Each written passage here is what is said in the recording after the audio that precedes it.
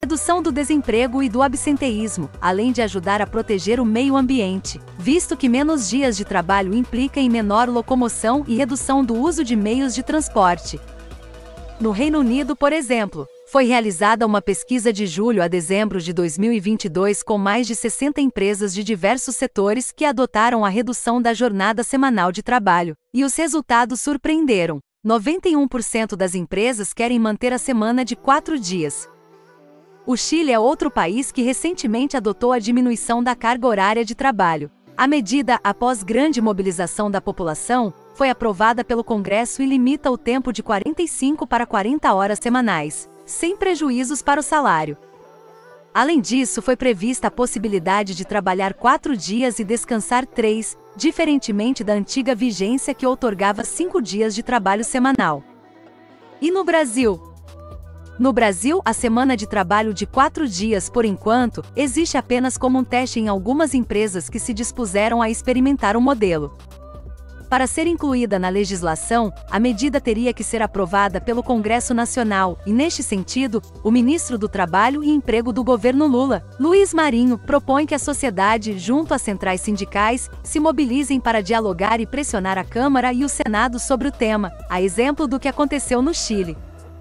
Em entrevista a Fórum e Veículos Independentes organizada pelo Centro de Estudos da Mídia Alternativa Barão de Itararé, o ministro afirmou que acha difícil o Brasil adotar a semana de 4 dias de trabalho no curto prazo.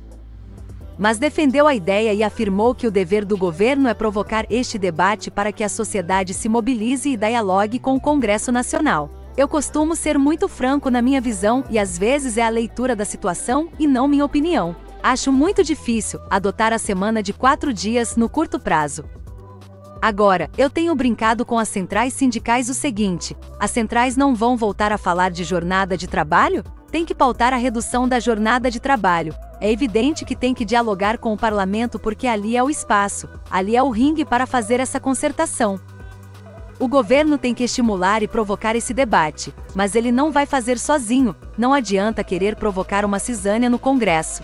É preciso muita mobilização, muita luta. Vamos organizar o processo. Eu, sinceramente, sou plenamente favorável ao processo de redução da jornada de trabalho, acho que precisamos reduzir. Não sei se semana de 4 dias imediatamente. Nós estamos com 44 horas de jornada máxima, temos muitas atividades econômicas com 40 horas semanais, analisa Marinho.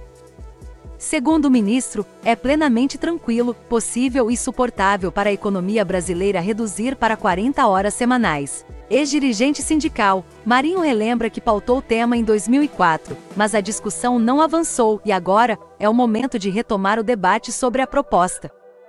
Acho que as centrais têm que vir à luta, propor, dialogar com o Congresso. Tem gente do governo contra e tem gente a favor. Portanto, é democrático realizar um debate como esse. Eu vejo com muitos bons olhos que as centrais lancem a discussão. Eu liderei em 2004 a campanha pela redução da jornada, imposto de renda e salário mínimo. Nós construímos imposto de renda e salário mínimo e a jornada não caminhou. É hora das centrais pautarem para valer esse tema, para a gente provocar esse debate no Congresso, para que os setores econômicos reflitam. Tem que se fazer seminários, chamar especialistas, universidades, meios de comunicação. Uma jornada menor pode elevar a produtividade, diminuir o absenteísmo, e pode melhorar a qualidade da produção. Enfim, qual o efeito de uma redução da jornada de trabalho? Eu estou ansioso para que esse debate venha à tona, porque eu ainda não senti. Em algum momento o debate de redução de jornada tem que vir, ele é muito saudável, no meu ponto de vista, pontua o deputado federal Rogério Correia, PTMG, esteve no Fórum Café na última quinta-feira 13 na TV Fórum, onde deu uma entrevista aos jornalistas Mauro Lopes e Rebeca Mota sobre o cotidiano do Congresso Nacional e, em especial, o caminhar dos trabalhos da CPMI dos atos golpistas, que apura o ataque bolsonarista a Brasília do último dia 8 de janeiro. Entre os temas que nortearam a conversa, um em especial chamou a atenção. O parlamentar comentou o extremo machismo e misoginia praticados pela oposição de extrema-direita durante a CPMI, em particular os ataques à relatora e senadora Elisiane Gama, PSD-MA. O ministro Flávio Dino, da Justiça e Segurança Pública, está otimista com as investigações e uma possível resolução do assassinato de Marielle Franco. A vereadora carioca do PSOL foi morta em março de 2018 no Rio de Janeiro por Rony Lessa, miliciano que à época era vizinho do ex-presidente Jair Bolsonaro, PL. A declaração foi dada em entrevista publicada na última quinta-feira, 13, pela agência pública e assinada por Vasconcelo Quadros e Caio de Freitas Paes. Os jornalistas que já haviam tratado de alguns temas pertinentes à pasta de Dino, como os atos golpistas e os ataques a escolas, questionou o ministro sobre o avanço das novas investigações sobre o caso. Trabalho sempre com um conceito de otimismo moderado. Otimismo porque temos um trabalho sério, uma equipe da PF trabalhando só no caso Marielle há 3 meses. Isso me dá esperança. Mas por que minha moderação? Porque se passaram 5 anos. Imagens, impressões digitais, indícios de um modo geral se perderam, declarou. Durante uma reunião do Plano Plurianual Participativo, PPA, em São Paulo nesta sexta-feira, 14, a ministra do Planejamento Simone Tebet fez fortes elogios ao governo, ao presidente Lula e à equipe do governo.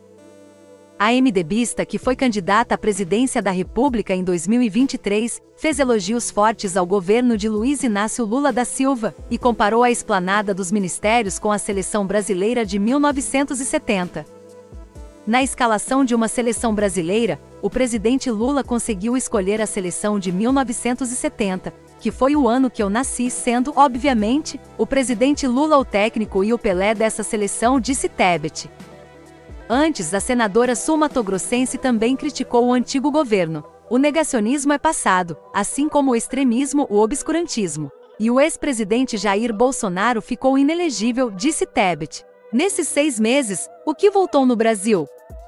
Voltou Minha Casa Minha Vida, o Bolsa Família turbinado, a valorização do salário mínimo, o Brasil sorridente, o Mais Médicos, a ciência, a vacina no braço do povo brasileiro, a defesa dos direitos das minorias, das mulheres, dos negros, do meio ambiente, prosseguiu Simone.